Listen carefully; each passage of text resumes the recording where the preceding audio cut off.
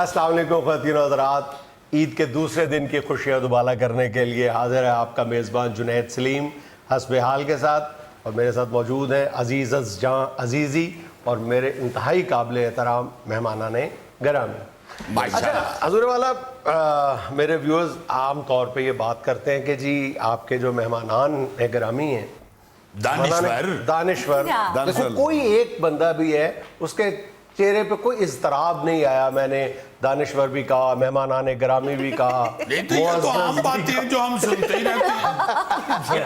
अच्छा वो व्यूअर्स ये कहते हैं कि जी हम मतलब सारे बहुत फैन हैं इनके, तो वो कहते हैं कि जी इनको हम किरदारों के तौर पे तो जानते हैं, लेकिन वो जानना चाहते हैं कि गौरी साहब जो है यानी अमानत चंद जो है उनके हुस्न का राज क्या है। वो जानना चाहते हैं कि जुल्फी की सेहत का राज क्या है। वो जानना चाहते हैं, जाहिर है उनका जानना हक भी है कि नवाज अंजुम बतौर नवाज अंजुम शौहर कैसा है, बाप कैसा है। और इसी तरह हमारे गोगा जी जो हैं उनका जो है, जो हम ये कहते हैं कि जी वो खाते पीते बहुत ज्यादा हैं, तो वो जानना चाहते हैं क्या वाकई हकीकी जिंदगी में भी खाते पीते हैं या हवा ही भरी हुई है। ये सारे मेरा ख्याल है कि आज बात की जाए ना खोल के। सर जी ऐसी कोई बात नहीं है, मेरा खाते पीते घराने से तल्लक है। अच्छा, क्योंकि हमारा होटल होता था।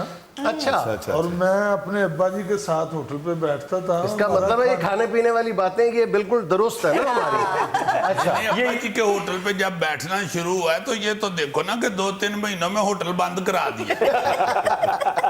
जाहिर है जब इसने आना जाना शुरू किया तो होटल क्या वहाँ पे तो बड़े बड़े लंगर बंद हो जाए। नहीं, जब ये होटल पे बैठता था तो आधे घंटे बाद आपको पूछते थे बेटा कुछ बिक गया, कहता सारा ही बिक गया। नहीं नहीं नहीं नहीं यार सीरियसली बाकी। अच्छा किसी की पर्सनल जिंदगी में नहीं बोली। देखिए उसने कितनी बड़ी बात की है, हिकमत और दानाई से भरपूर। किसी दी पर्सनल गुफ्तगू। तो पर्सनल कैसे रह गया? वो चनों वाली रेडी वो तो चौक में होती थी आपकी। नहीं यार गोगे जी जरा सीरियसली बताएंगे वालिद साहब कितने अरसे से वो होटल कर रहे थे जब? जी हमारे पैदा होने से पहले ही अच्छा होटल था। अच्छा, और उसके बाद फिर ये फैसलाबाद में? जी जी फैसलाबाद। अच्छा अच्छा। और जंग बाजार है वहाँ, अच्छा, बहुत मशहूर है मंदिर।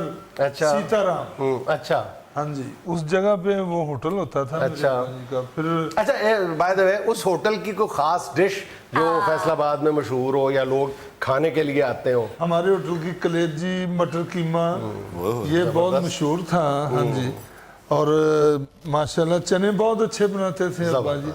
और हम मेरे आप भी उस होटल में बैठे हुए हैं? जी जी मैं भी बैठता था भाईजान। और मेरे अब्बा जी जैसा मुझे पूरे वर्ल्ड में कारीगर नहीं मिला। अच्छा, कि उन्होंने ऐसे पेड़े को बनाया और ऊपर उसके कीमा रख के फिर पेड़ा बनाया और उसको कह दिया कि इसके 18 पर्दे हैं। वो 18 ही पर्दे हुए हैं, 17 नहीं हुए। क्या क्या वैसे महारत वाले लोग। अच्छा ये भी मुझे किसी ने कहा था कि अब्बा जी ने शुरू में वो खुद भी पहलवान ज़ेन के आदमी थे, पहलवान। हाँ जी, और उन्होंने आपको कहीं खाड़े शाड़े भी भेजा था पहलवानी के लिए? हाँ जी, खाड़े भी भेजा। हाँ जी जी गोगे नु फिर खाड़े तो जल्दी उन्होंने कर देता सी। ये पहलवाना दे कच्चे चुक लेंदा सी।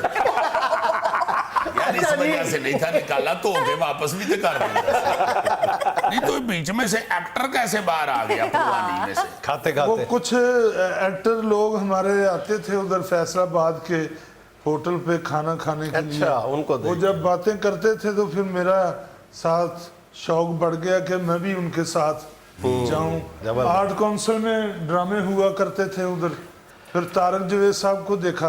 तारक जुवैद मरहूम अल्लाह ताला उनको जन्नत में जगह दे, बड़ा वर्सटाइल हमारे थिएटर के आर्टिस्ट हुए हैं।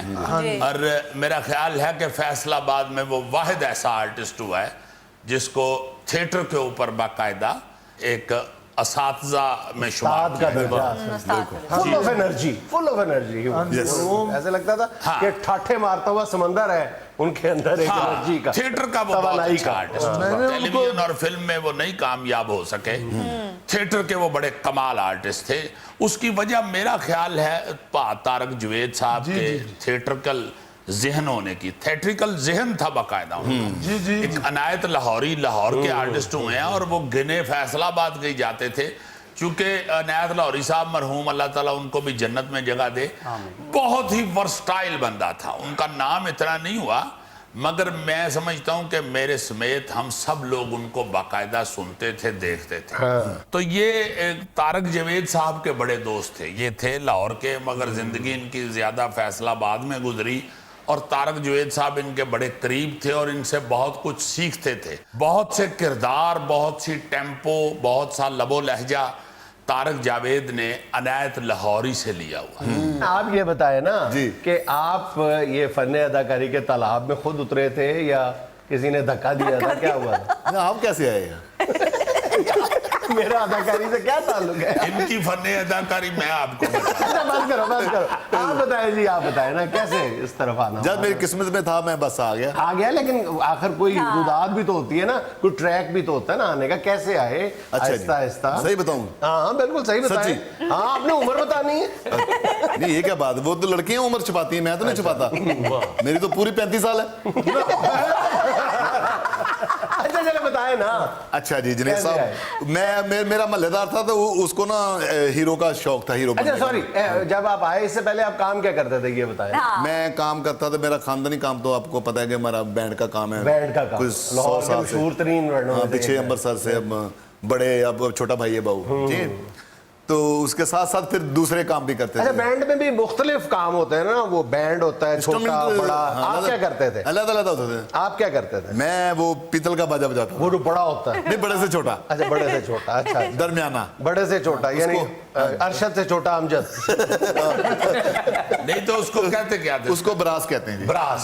जो बड़ा होता है ना उसको बेस कहते हैं। अच्छा अच्छा, हाँ, जो ऐसे होता है वो ऊपर से देख रहा होता है, वो बेस होता है। वो जो नीचे उसके, बिल्कुल ऐसे लगता है जैसे बड़े कोटे से दादा नहीं नीचे देख। जब गांव में जाता ना बैंड, गांव में जाता ना तो भैंसें उससे डरती हैं। अच्छा जी, फिर बताएं ना। अच्छा जी बताएं फिर कैसे आए? अच्छा जी, मेरे महल्लेदार शेख उमर थे, अच्छा जी। फोत हो गए थे, इसलिए कहा फोत हो गया, अल्लाह जन्नत नसीब करे। तो उनको ना शौक था, वो क्रिकेट टीम हमारी इकट्ठी थी, अच्छा वो जरा उनके हालात ठीक थे, वो फिल्में बनाते थे खुद। अच्छा। VCR पे वो जो दौर होता था। अच्छा अच्छा। तो वो स्टूडियो में शूटिंग हो रही थी, वो शाहनूर में। तो मैं महल्लेदार होने के नाते उसके साथ चला गया। तो मैंने कहा शेख साहब मुझे भी ले जाओ।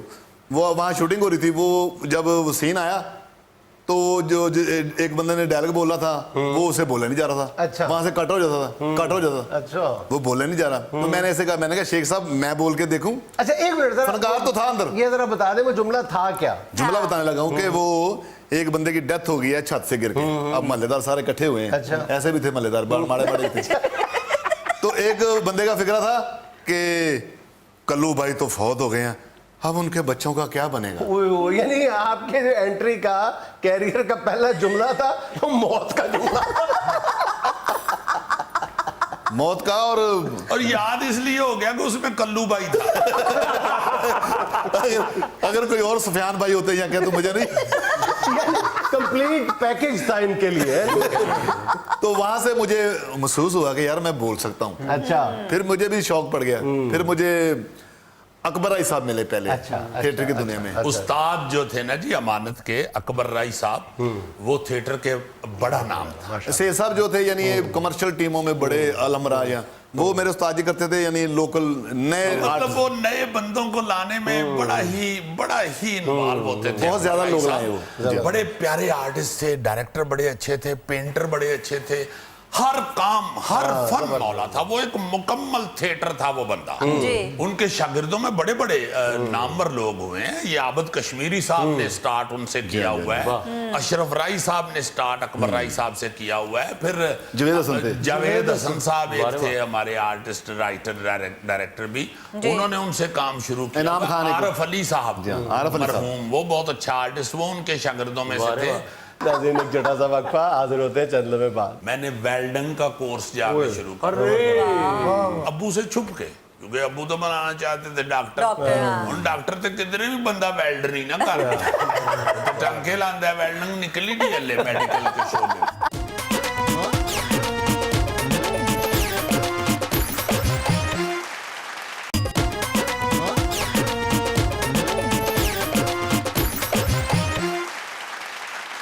अच्छा जी, फिर लाहौर कैसे आए? लाहौर में सर बस पे आया हूँ, और लेकिन मुझे लेकर सईद खान साहब, रंगीला साहब मुझे लाहौर में लेकर आए। मुझे शर्फ ये था कि मैं मुल्तान से एक दफ़ा उनके साथ ओमान शो करने के लिए गया था। जब उन्होंने काम वाम देखा तो अच्छा, उन्होंने ये एक चीज़ इसकी बड़ी कमाल है जी। ये शुरू में मैं हैरान हो गया सुन के। ये मेरा हम उम्र है, मगर मैं ये सुन के हैरान हो गया कि यहाँ लाहौर में आने से पहले ये पाकिस्तान की बहुत बड़ी हीरोइन जो हैं, फिल्म हीरोइन, हाँ जी। उनके साथ ये बाहर के मुल्कों में शो करने जाता रहा, और छोटे से उम्र और कद में ये बड़ी हीरोइनों के साथ वो उधर डांस की या किसी गाने की परफॉर्मेंस देती थी। जी। तो ये उनके साथ बतौर वहीद मुराद या बतौर नदीम या बतौर मोहम्मद अली स्टेज पे खड़ा होता था। छोटे से कद पे क़यामत शरीर था। ये माशाल्लाह छोटी सी उम्र में ही काफ़ी मेहनती आदमी हुआ है, और मैं इसका फ़ैन भी इसीलिए हूँ कि ये बड़ा मेहनत का शाह। लेकिन सर लाहौर में जब आए हूँ तो इरफान खोसट साहब और सोहेल भाई, अल्लाह इनको सलामत अल्लाह रखे पाक हमारे सरों सलामत पर। रखे। यकीन कीजिएगा बहुत इन्होंने मुझे गाइड किया, उंगली पकड़ के साथ चलाया। इरफान आपको नहीं, खोसट हमें साहब भी। का प्रोडक्शन हाउस सरमद होता था, अब भी है। जी। तो उसमें ये बड़ा काम करता था जाके। वो चूंकि वो तो रेडियो के हवाले से, टेलीविजन के हवाले से वहाँ पे बहुत से वो बनती थी इश्तिहारी फिल्में, ये वो उसमें ये बड़ा उनके साथ उनके दफ्तर में बड़ी मेहनत करता था। अच्छा जुल्फी जी, आपकी एक बहुत बड़ी फॉलोइंग है, आपकी फैंस हैं बहुत लाखों की तादाद में। वो बहुत कुछ आपके बारे में जानना चाहते हैं कि आपका सफर गुजरांवाला से लाहौर तक का कैसे हुआ? मुझे वैसे इसने बताया था, कहता मेरे पास लाहौर तक का किराया भी नहीं था, कहता मैंने ना अस्पताल जाके ना सरकारी, कहता मैंने दिल पे हाथ रख दिया, वो एम्बुलेंस छोड़ गई मुझे, डॉक्टर ने कह दिया लाहौर ले जाओ, कहता मैं लाहौर आ गया। सर ताल्लुक मेरा गुजरांवाला से है। अच्छा, मैं गुजरांवाला का रहने वाला हूँ, नामी जमात का, कहीं से नहीं लगते, कहीं से नहीं लगते। लेकिन हूँ।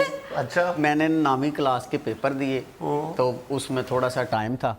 हमारे असगर साहब हैं, असगर भाई जो मेकअप आर्टिस्ट हैं गुजरांवाला से, मैं उनके साथ देखने के लिए आया।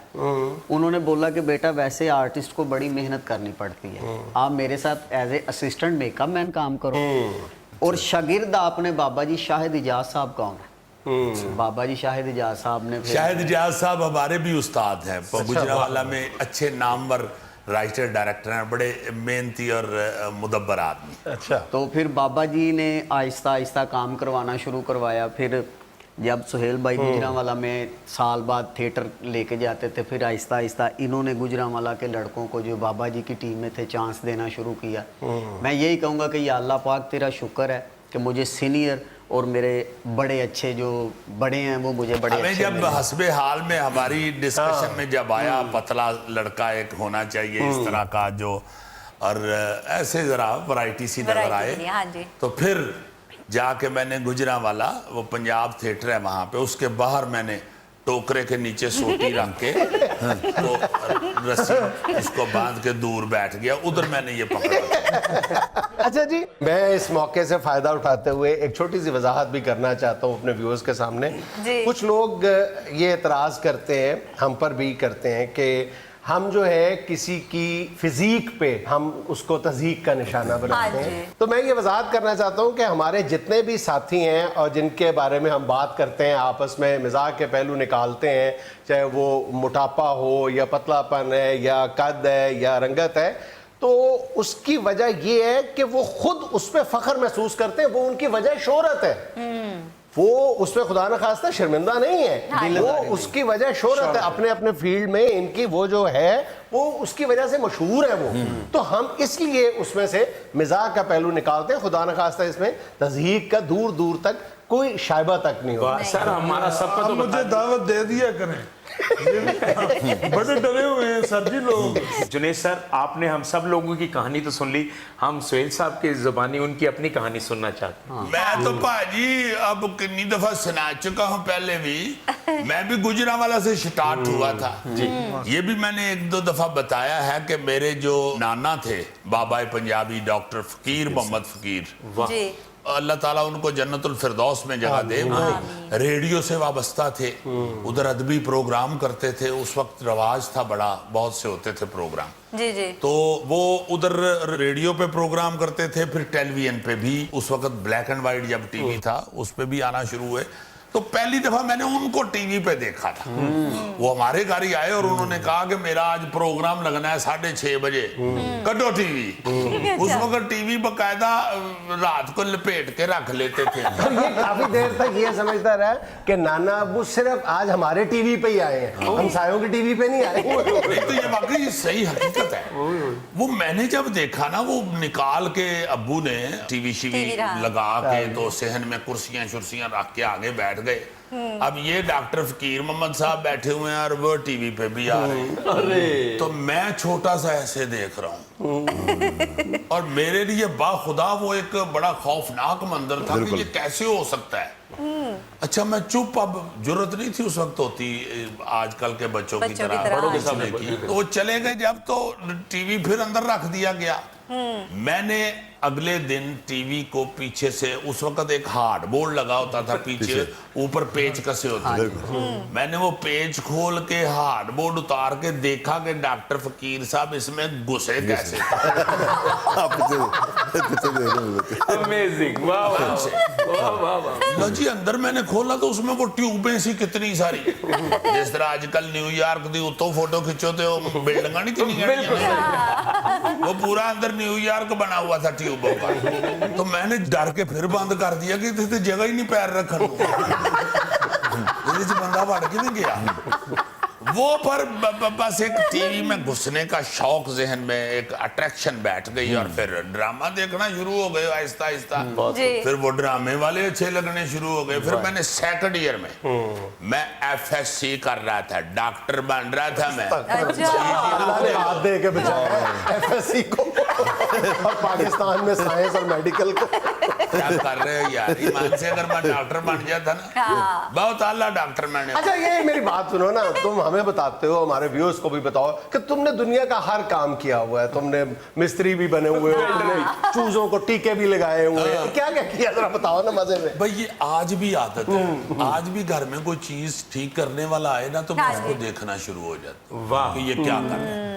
अच्छा ये जो मिस्त्री पुना है, मेरे एक कजन है, स्वीडन होते हैं आजकल, अल्लाह पाक उनको जिंदगी से तंदुरुस्ती दे, जाहिर डार साहब। उन्होंने इंजीनियरिंग की हुई है, उधर वो जाके स्वीडन की रेलवे में लगे और आजकल किसी बहुत बड़ी कंपनी में वो माशाल्लाह लगे हुए हैं जी। कोई अच्छी पोस्ट पे। वो इंजीनियर थे और उनका ये जहन था, उन्होंने घर में सारी टूल किट रखी हुई थी। अच्छा। वो घर में खुद ही बिजली शिजली थोड़ी बहुत को खराब खरूब होनी, उन्होंने बोर्ड खोल के ठीक करनी, इस्त्री ठीक कर रहे हैं, मैं उनको देखता था। एक रशीद डार साहब होते थे हमारे, वो भी रिलेटिव थे, वो भी आके हमारे घर में आते थे। तो अब्बू को पता था कि ये बड़ा मिस्त्री आदमी है रशीद डार साहब। वो कहते यार रशीद पक्का पता नहीं क्यों नहीं चल रहा, उन्हें देख लेने ले और अंदर पेचकस। तो इन लोगों को देख के ना ये दोनों बंदे मेरे लिए ये अट्रैक्शन, मुझे भी शौक पैदा हो गया। मुझे अब्बू ने पहली घड़ी दी अपनी, और घड़ी उन्होंने ले ली, तो वो उन्होंने मुझे दे दी। तो मैं बजाय ये खुश होने के घड़ी मिली है, ये मैं खुश हुआ कि खोल के देखूंगा सुइयां चल दियां कि एक छोटा सा वक्फा, हाजिर होते हैं चैनल में बात। पुराना दोस्त है अच्छा। इस शो से पहले का, माशाल्लाह हमारे ड्रामे देखने बड़े आते थे भाई साहब, आके हंसते हंसते कुर्सी से उल्टबाजी भी लगाते थे।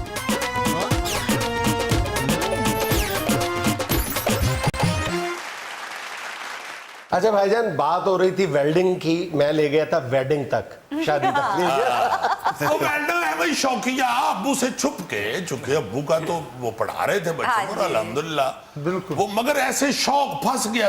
ये भी कई दफा मजाक कर चुके हैं कि भाईजान के जो वालिद साहब थे, अल्लाह जन्नत नसीब करे, करवट, ये मैं इनकी मौजूदगी में नहीं कह रहा, आप जितने भी इलाके के लोग हैं उनसे पूछ सकते हैं कि वो एक पुलिस ऑफिसर थे और इंतहाई ईमानदार और फर्ज शनास पुलिस अफसर थे। लोग उनकी ईमानदारी की मिसालें दिया करते थे। अल्हम्दुलिल्लाह अल्हम्दुलिल्लाह उनकी महफिल नसीब कर दी, बड़े प्यारे आदमी थे।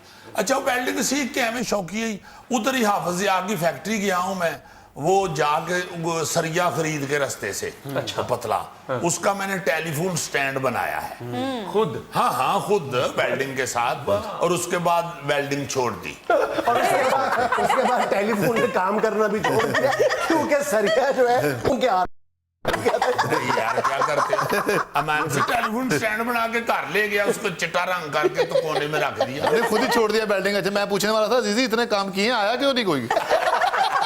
शौकिया है वे, शुरू हो जाता था। बहरहाल ज्यादा जो मेन शौक था फिर वो टीवी में आने का ही चढ़ गया, एक्टिंग का ही चढ़ गया, और उसी का वसीला बन गया। वो कई दफा बता चुका हूँ। हाँ जी मुझे याद आ रहा था कि अमानत जब मेरे साथ आया ना पहले ड्रामे में, जी। ड्रामे का नाम था एक और तलाश। यस जी। देखो कोई भी अच्छा कोई आर्टिस्ट आता है ना तो वो आपके ज़हन पे नक्श हो जाता है कि भाई ये बंदा फलां ड्रामे में आया था। जैसे तारक जावेद साहब का बशीरा इन ट्रबल याद, ये मुझे याद है आया ना अमानत, क्या आदमी था। तो मैं नौकर का पार्ट कर रहा था जो मेन कॉमेडी पार्ट समझा जाता था उस वक्त। जी तो इसकी मेरे साथ ही एंट्री थी, इसने आते ही मुझे 2 3 4 ऊपर तले बहुत अच्छी जुगतें लगाई। अच्छा तो मेरी हंसी निकल गई। तो मैंने इसको कान में ना ऐसे छेड़ा, तो इसने भी मेरी तरफ देख के ना, बड़ा प्यारा आदमी है। इसकी ये खूबी है कि ये इंतहाई अच्छा प्यारे से बाअदब है। मुराद है, तुमने कहा प्यारा आदमी मतलब अच्छा आदमी है। यार खड़े ना हो जाया करो हर चीज। यार इसका सुनो ये कैसा, मैं सीरियसली कह रहा हूँ, तुम ये कौन अच्छा आदमी है? ये बताया दीदी भाई। देखो हम आज अपने व्यूअर्स के साथ ये शेयर कर रहे हैं रियलिटी जिंदगी की। तो रियलिटी बताने लगा हूँ व्यूअर्स को तुम्हारी भी। सीरियस कह रहा हूँ, तुमने प्यारे की बजाय अच्छा कह दो ताकि लोगों को रियलिटी नहीं मैंने नहीं करना, मैंने नहीं। जैसे बच्चा नहीं कहता नहीं मैंने नहीं टीका लगवाना, इस तरह टपा था शो, मैंने नहीं करना। अच्छा अपनी तरह से यार है चीफ एडिटर साहब कैलिबर ये वो, हाँ। और इसके ज़हन में भी नहीं था कि ये मेरे पुराना दोस्त है। अच्छा। इस शो से पहले का पहले, माशाल्लाह हाँ। हमारे ड्रामे श्रामे देखने बड़े आते थे भाई साहब। आके हंसते हंसते कुर्सी से उल्टबाजी भी लगाते थे, मशहूर थे, बल्कि एक्टर पूछना शुरू हो जाते यार तेरा उल्टबाजी वाला यार नहीं आया।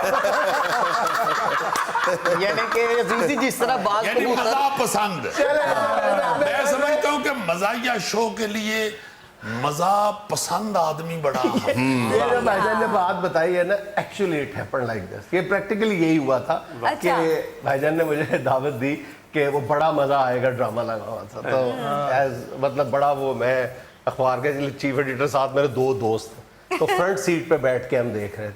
तो मैं बड़ा अपने जरा मुदब्बर और मुअज़्ज़ज़ बन के ऐसे बैठा होता कि ज्यादा जोर से नहीं हंसना।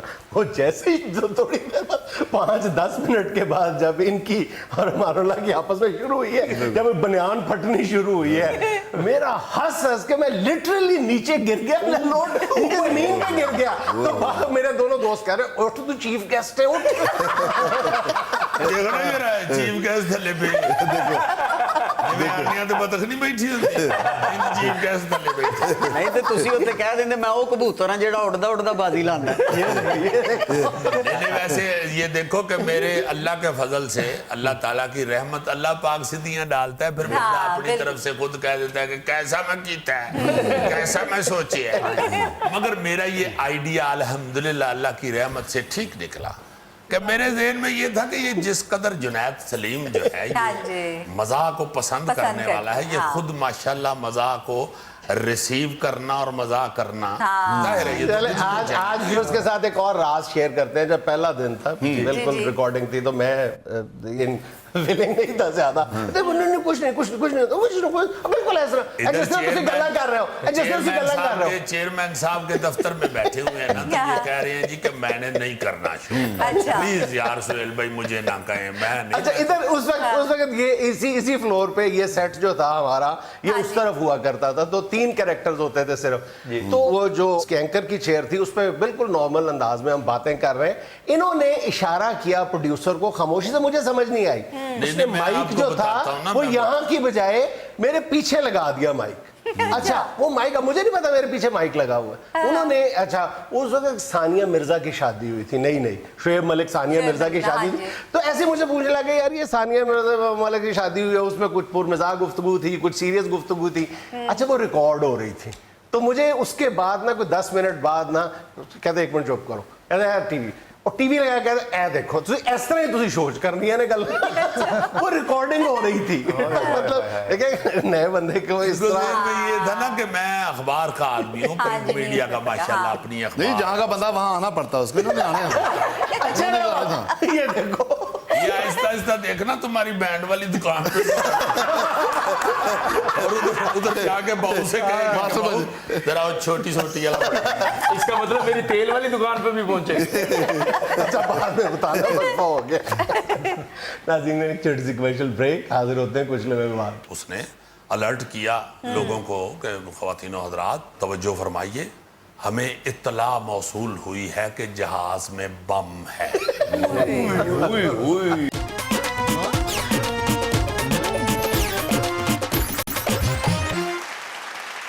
अच्छा मैंने सोचा था कि जब भी कभी हस्बे हाल में हम ज़ाती ज़िंदगी के वाक़यात शेयर करें तो मैं तुम्हें कहूँगा वो वाला वाक़या ज़रा व्यूअर्स के साथ शेयर करो। वो जब तुम जहाज़ में सफ़र कर रहे थे और बम की इतलाक। वो बड़ा अजीब सा वाक़या है और ना यकीन आने वाला वाक़या। वो मेरे एक दोस्त होते थे, अल्लाह उनको ज़िंदगी दे, अब भी हैं वो। उस वक्त वो ये जो स्टील मिल है कराची, उसके वो यूनियन के चेयरमैन को प्रेसिडेंट। कितने साल पहले की बात है गालिबन? ये कोई 95 अच्छा 96 की होगी बात। लो जी, वो जो प्रेसिडेंट साहब थे उधर के स्टील मिल के, उन्होंने इलेक्शन विन किया और उन्होंने को उसको सेलिब्रेट करना था अपनी फतह को। तो उन्होंने कहा कि यार बात सुनो, इधर वो ड्रामा देखने आते थे, जब भी लाहौर आते थे ड्रामा श्रामा देखते थे। तो उन्होंने कहा जी कि यार कोई 2-3 आर्टिस्ट लेके तो आओ हमारे फंक्शन में। उधर हमने फंक्शन रखा हुआ है जी। स्टील मिल के मुलाजमीन के लिए। मैंने कहा यार कराची में उधर कहाँ गए? नहीं उधर पूरे पाकिस्तान से लोग मुलाजम हैं और ये और वो है, खुद भी वो इधर के पंजाब के ही थे। अच्छा। तो उन्होंने कहा नहीं आ जाओ, लोग बड़ा एंजॉय करेंगे, ये वो प्लीज जरूर आओ, आपके बड़े उधर फैन हैं, ये वो इस तरह उन्होंने प्यार किया। अच्छा। खैर उन्होंने कहा कि कोई 4 को बंदे आ जाओ। 4 टिकटें उन्होंने भेज दी। अच्छा। मैंने बब्बू बराल मरहूम, मस्ताना मरहूम और आबिद खान साहब मरहूम को साथ कहा कि आपने मेरे साथ जाना, और खुद भी मैं तैयार था। उन्होंने भी कहा ठीक है।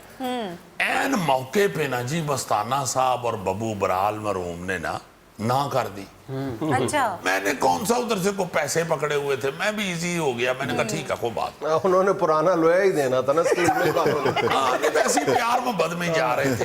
वो आबिद खान साहब ने कहा चल मैं तेरे साथ चलता हूँ। आबिद खान साहब मरहूम और मैं, एक लड़का था हमारे साथ काम करता, आपको मेरा ख्याल है फील्ड में या कहीं और काम करता है, मुदस्सर अयूब खान साहब मरहूम हमारे बहुत बड़े आर्टिस्ट हुए हैं टेलीविजन के, उनका बेटा। वो मेरे साथ ना उस वक्त मैं स्क्रिप्ट वगैरह भी लिखता था, तो उसकी हैंडराइटिंग बड़ी अच्छी थी, तो वो मेरे साथ बैठ के, वो पढ़ा लिखा है। अच्छा। तो वो उसको मैंने ऐसे ही कहा, मैंने कहा मुदस्सर तू कभी बैठा है जहाज पे? कहता नहीं जी। मैं कहा आ तेन सैर करावा, घर कह दो हम कल आएंगे। तो बड़ा खुश हो भी साथ। मैं आबिद खान मरहूम और मुदस्सर हम तीनों एयरपोर्ट पहुंच गए। खैर हम चले गए, बैठ गए जहाज में, जहाज उड़ गया। वाह। अब ये सुनाता हूं तो कोई यकीन नहीं करता कितनी बड़ी बेवकूफी की उस पायलट ने, कैप्टन ने। मैं सोचता हूं कि क्यों उसने ऐसा, नाकाबिले यकीन। हाँ नाकाबिले यकीन।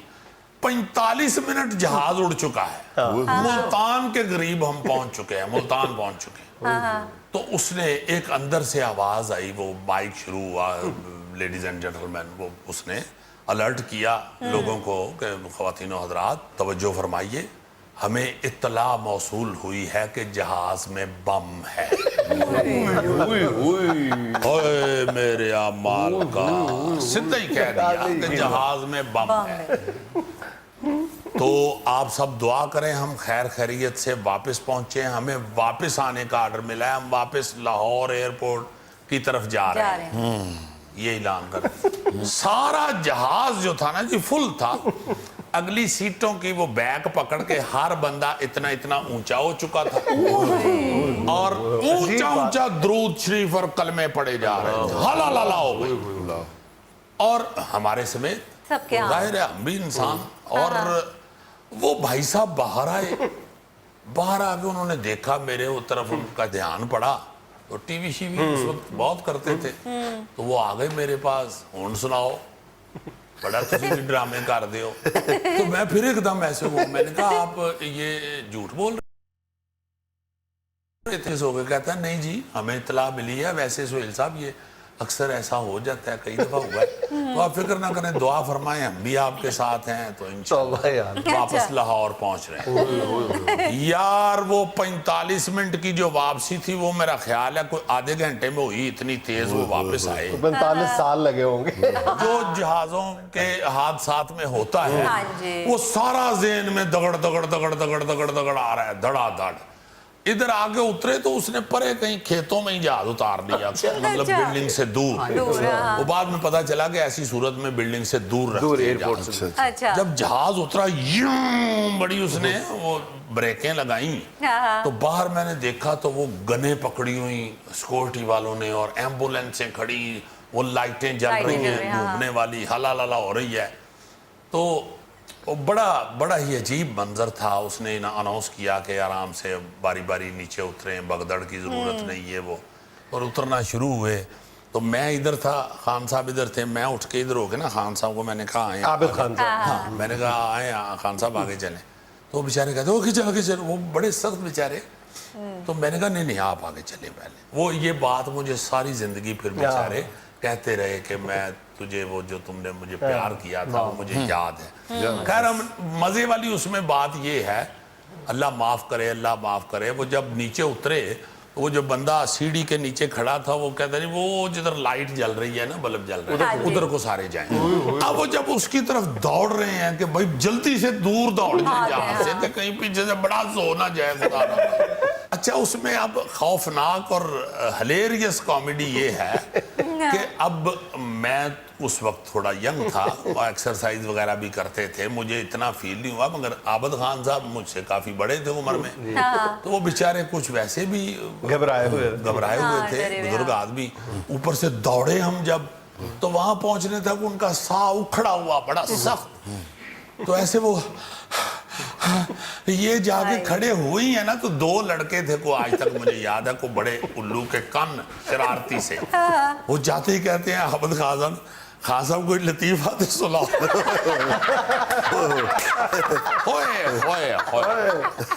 आबिद खान साहब पहले गुस्से के बादशाह थे, उन्होंने उधर कोई चीखना शुरू किया, उन्होंने वो लतीफे सुनाए, ऐसे ऐसे गंदे लतीफे उन्होंने फिर सुनाए।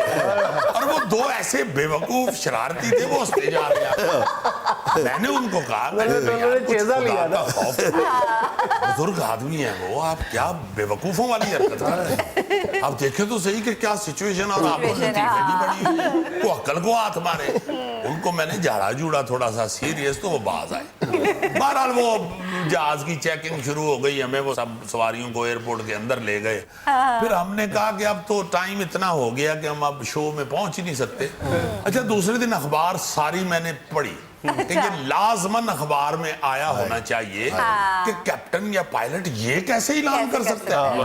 भाई कुछ कह तो इमरजेंसी में वापस जा रहे हैं या कोई फॉल्ट की वजह से, अगर भी कह दिया आपको इत्तला मिली भी है तो मुसाफिरों ने क्या डिफ्यूज करना है बॉम्ब, वही ना, तलाश करना है बॉम्ब को। वही मैं कह रहा हूँ ना कि आप सवारियों को तो ना बताओ किसी को हार्ट अटैक हो जाए, किसी को ब्लड प्रेशर शूट कर जाए, लो हो जाए।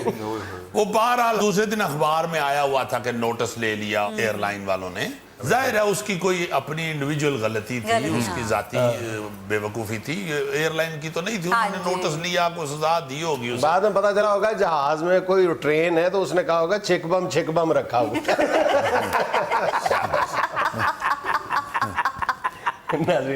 ये था आज का हस्बे हाल, और आज की छोटी सी बात ये कि अपनी सोच को हमेशा मस्बत रखिए।